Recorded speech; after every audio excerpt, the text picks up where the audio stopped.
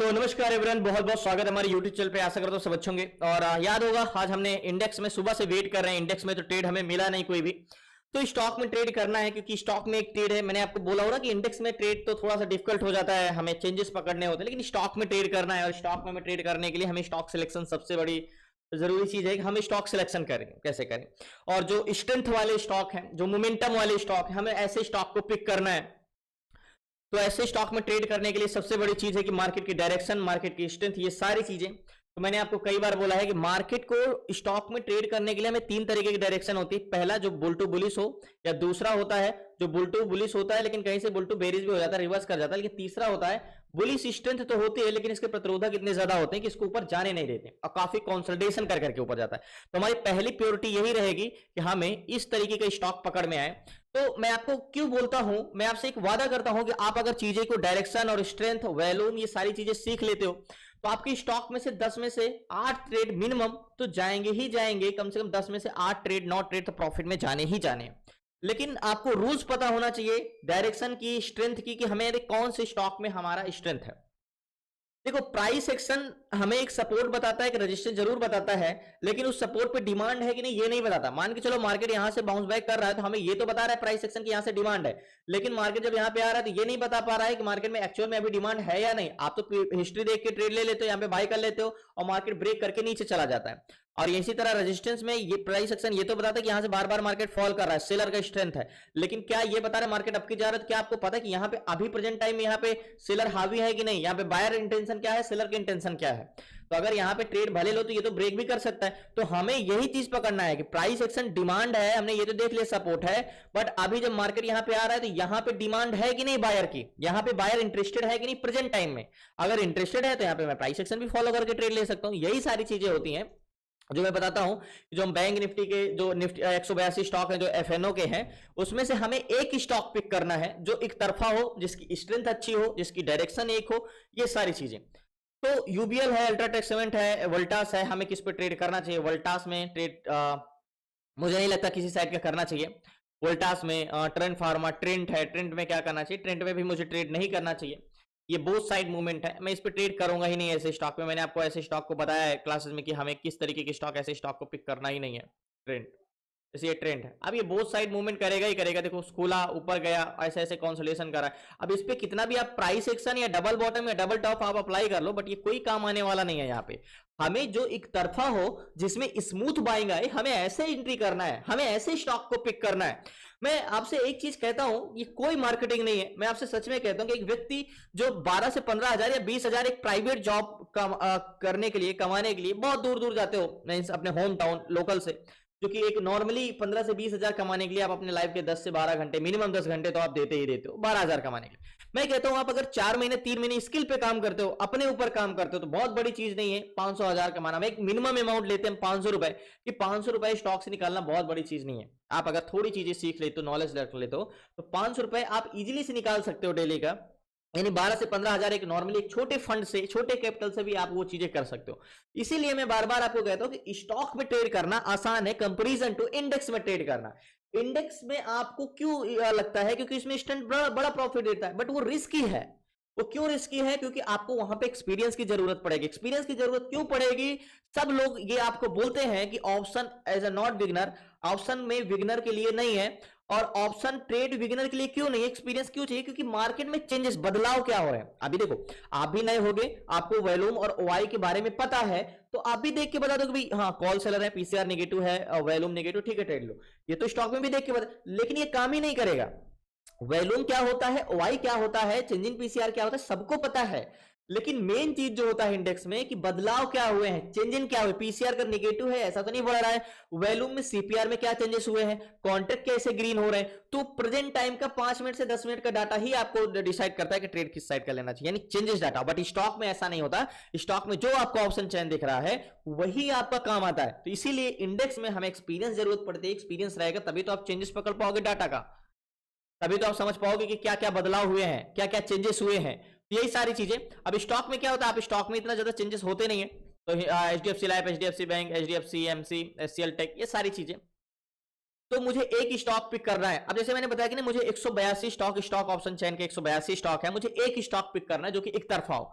तो मैं stock seats पे चलता हूं और यहाँ पे जो स्टॉक है सीट्स है, इसमें मैं एक स्टॉक पिक करूंगा जो सबसे ज्यादा जिसमें स्ट्रेंथ हो, सबसे ज्यादा जो मूवमेंट करना हो। अब मुझे ये सीट से ये फायदा हो जाता है, ये मिल जाता है कि हमारे 182 स्टॉक में हमें 1 मिनट में सारे ऑप्शन चेन के डाटा हमारे आंख के सामने है और हमें ये पता चल जाएगा कि सबसे बेस्ट कौन स्ट्रेंथ है, सबसे ज्यादा किस में स्ट्रेंथ है, ये चीजें।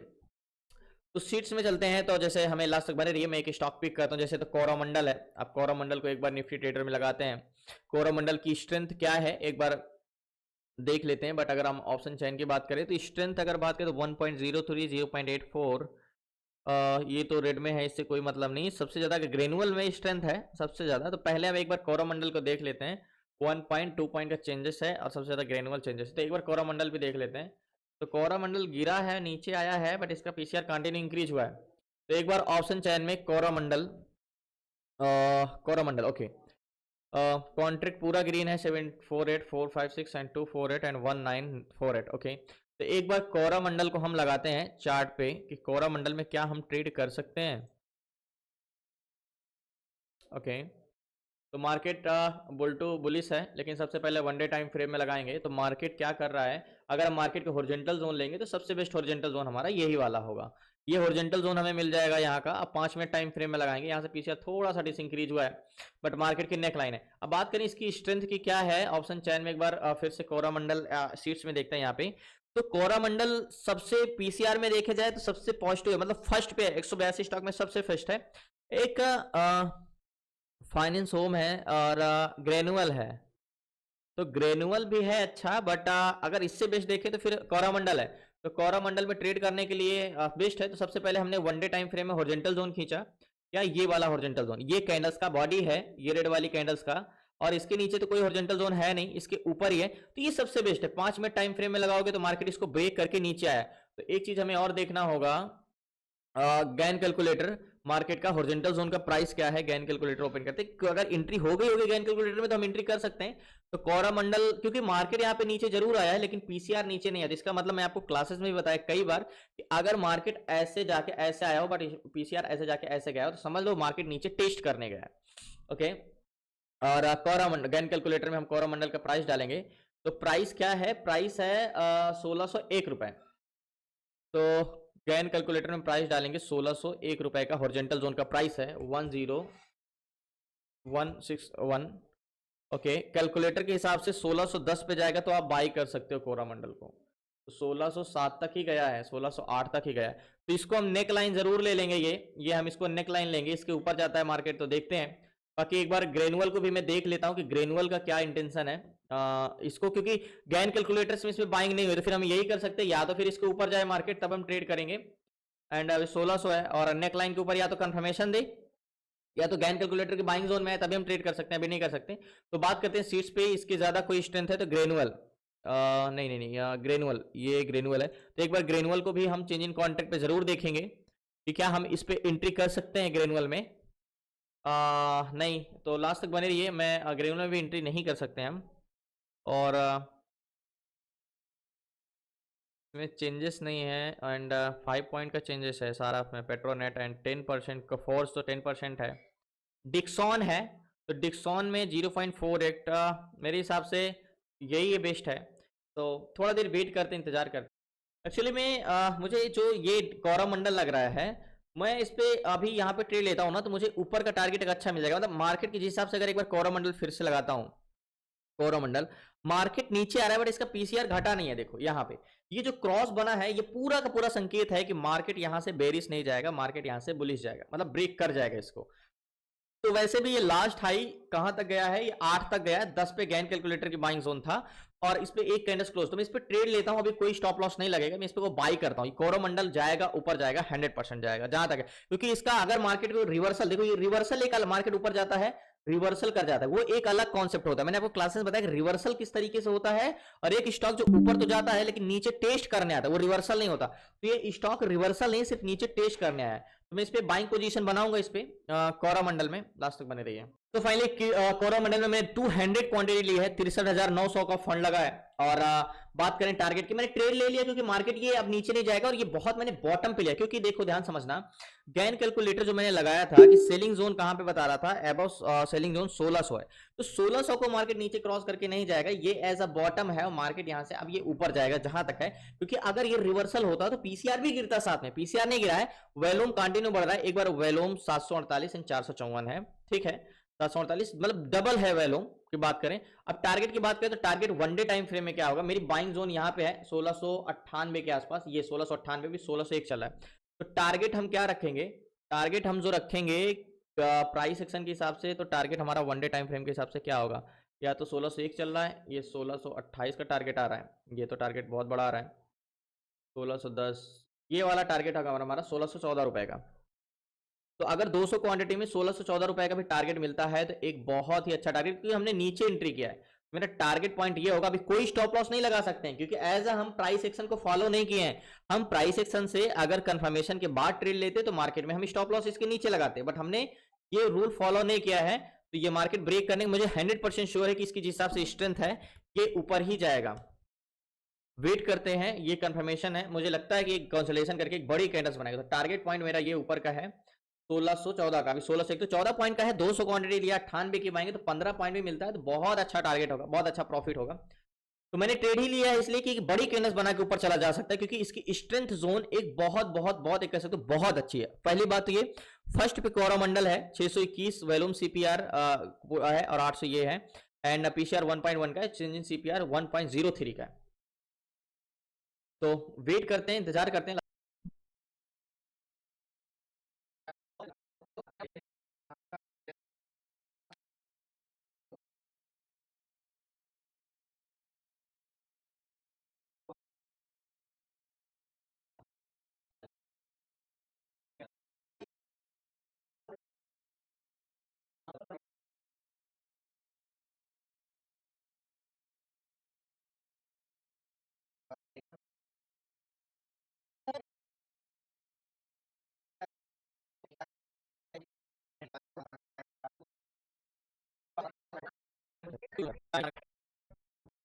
तो फाइनली मार्केट अभी हाई यहाँ तक गया है और इस जोन तक यानी 8 तक गया है और फिर से कंसोलिडेशन कर रहा है, तो जैसे जहां तक है देखते हैं, वेट करते हैं, नहीं तो मार्केट शायद ये जो नेक लाइन है इसके ऊपर एक कैंडल्स क्लोज दे देगी तो हम श्योर हो जाएंगे कि हाँ अब मार्केट ऊपर जाएगा, अगर इसके ऊपर एक कैंडल्स क्लोज दे देती है, प्लस या तो 10 को क्रॉस कर देता है या 10 को टेस्ट कर लेता है, यानी 10 तक चला जाता है, तब भी हम श्योर हो जाएंगे। तो अब ये वाली कैंडल्स देखते हैं, डिसाइड करते हैं कि क्या ऊपर बनती है या नीचे बनती है, वेट करते हैं, इंतजार करते हैं।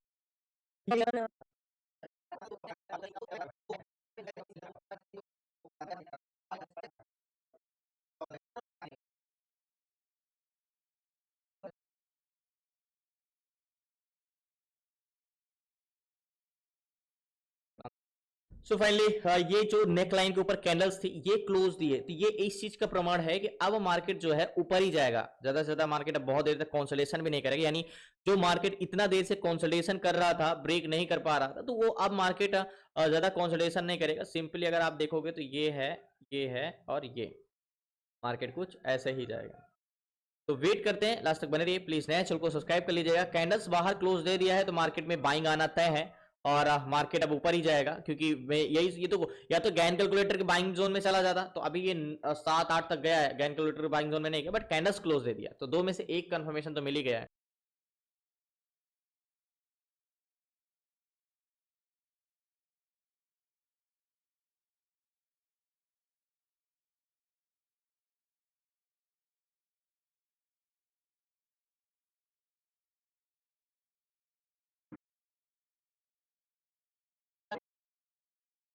तो फाइनली मार्केट 9 यानी 10-12 तक होके आ गया, यानी गैन कैलकुलेटर के भी बाइंग जोन में आ गया है। अभी तो मैंने क्या बोला, जब कैंडल्स क्लोज दे दिया है तो फिर इसमें ज्यादा कंसोलिडेशन तो होगा नहीं और ये टारगेट दे भी देगा, तो 12 तक तो होके आ गया है, टारगेट है 14 का, और गैन कैलकुलेटर के हिसाब से जो हमारा है गैन कैलकुलेटर के हिसाब से 19 का, यानी 10 को क्रॉस करता है तो 19 तक जाएगा, बट हम तो यहाँ पे निकल जाएंगे 14 पे, क्योंकि मैंने तो बहुत पहले एंट्री की है कोरामंडल में, यहाँ पे एंट्री की है 98 पे, अभी 8-9 अभी 12 तक गया है, तो ये जाएगा यहाँ तक। तो वेट करते हैं, इंतजार करते हैं, ये टारगेट देगा ही देगा, मार्केट में थोड़ा सा यहाँ पर रेजिस्टेंस ले रहा है जरूर, बट ये टारगेट देगा।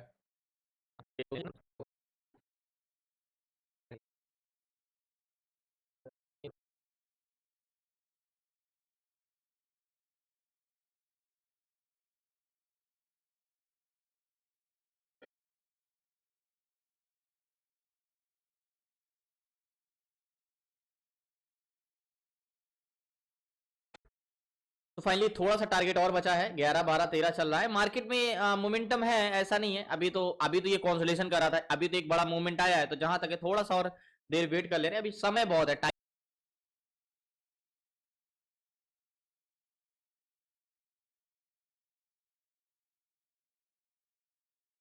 तो फाइनली टारगेट हिट हुआ। अब मैं पोजीशन यहाँ पे स्क्वायर ऑफ कर दूं, 15.10 पे चल रहा है, लास्ट तक बने रही है। सो फाइनली जो कोरोमंडल में बाइंग थी और मैंने जो एग्जिट किया वो 14.95 पे एग्जिट किया। अभी तो और ऊपर चला गया, मैंने 14.95 पे एग्जिट किया। अभी तो मार्केट चला गया 16 15.50 यानी 16 पे चला गया है। और जहां तक मैंने बोला था ना, इसकी स्ट्रेंथ जो कि सीट्स पे हमने देखा था, टॉप पे था, फर्स्ट पे था कोरोमंडल, सीट्स पे था और इसकी स्ट्रेंथ थी और चेंजिंग परसेंटेज तब तो उतना नहीं था, बट अभी बहुत अच्छा है। बाकी धन्यवाद आपका, शुक्रिया लास्ट तक बने रहने के लिए। प्लीज आपसे रिक्वेस्ट है, नए चैनल को सब्सक्राइब कर लीजिएगा। लास्ट में आपसे जरूर मिलूंगा। मैंने पोजीशन अपनी स्क्वायर ऑफ कर दिया अभी मार्केट, लेकिन मैं 14.95 पे ही एग्जिट कर पाया, मार्केट 16 तक गया। लास्ट में आपसे जरूर मिलूंगा। जो मैंने कोरोमंडल में ट्रेड किया था, और याद होगा कि गैन कैलकुलेटर का पहला टारगेट क्या था, 19 का था। अगर मैं गैन कैलकुलेटर फिर से ओपन करूं तो ये टारगेट 19 का था कि अगर 10 को ब्रेक करता है तो 19 का, बट हमने पहले एंट्री कर लिया था तो मैं 14 पे ही निकल गया कोरोमंडल में। लेकिन ये अभी फाइनली 19 तक होके आया, यानी 20 को भी क्रॉस किया और 21 तक होके आया। बट अपना मतलब गैन कैलकुलेटर का पहला टारगेट भी यहाँ पे हिट हो गया है। बट भाई हम तो यहीं पे निकल गए थे 14.95 के, 15 रुपए के भी पहले, 1615 के भी पहले। देखो मैं यही चीज कहता हूं कि स्टॉक में ट्रेड करना, इंडेक्स में ट्रेड करना। जैसे आज मैंने इंडेक्स में ट्रेड नहीं किया, क्यों नहीं किया? क्योंकि वो मार्केट क्या कर रहा था, कंसोलिडेशन कर रहा था, निफ्टी बैंक। और अभी भी निफ्टी 50 है, और मैं निफ्टी बैंक की बात करूं तो कंसोलिडेशन कर रहा था। मैंने इसीलिए उस पर आज ट्रेड नहीं किया, पूरा दिन वेट किया, बट उसमें मुझे एंट्री मिली नहीं। क्यों? क्योंकि मार्केट क्या कर रहा था, यहाँ पे कंसोलिडेशन कर रहा था मार्केट का, ये पूरा दिन साइडवेज, और आज एक्सपायरी है, तो आज तो ट्रेड करना ठीक नहीं था। इसी रीजन से मैंने इस पे ट्रेड नहीं लिया। और फिर मैंने स्टॉक में ट्रेड मैं स्टॉक में रोज डेली इसलिए नहीं कर पाता क्योंकि ये बहुत देर तक बैठना पड़ता है। अगर इंडेक्स में प्रॉफिट हो जाए तो फिर स्टॉक में नहीं जाना पड़ता, बट आज मजबूरी थी जाने के लिए। मैं इसीलिए कहता हूं कि आप जो इंडेक्स में ट्रेड करते हो, अगर आप स्टॉक में ट्राई करते हो, तो मैं वादा करता हूं कि आपके 10 में से 8 ट्रेड तो आपके प्रॉफिट में जाएंगे ही जाएंगे, मेरा वादा है आपसे। धन्यवाद आपका, शुक्रिया लास्ट तक बने रहने के लिए। प्लीज आपसे रिक्वेस्ट है, नए चैनल को सब्सक्राइब कर लीजिएगा। कल मिलते हैं न्यू ट्रेड न्यू शेड्यूल के साथ। और आपको क्लास में जुड़ना है तो डिस्क्रिप्शन में नंबर है, आप उसे व्हाट्सएप करके जुड़ सकते हैं। 6 मंथ की क्लासेस में A to Z सारी चीजें, stock intraday, stock SIP, ETF SIP, ETF swing, option selling, option buying, IPOs and fundamental, A to Z सारी चीजें 6 मंथ की क्लासेस में। धन्यवाद आपका, शुक्रिया एंड जय हिंद।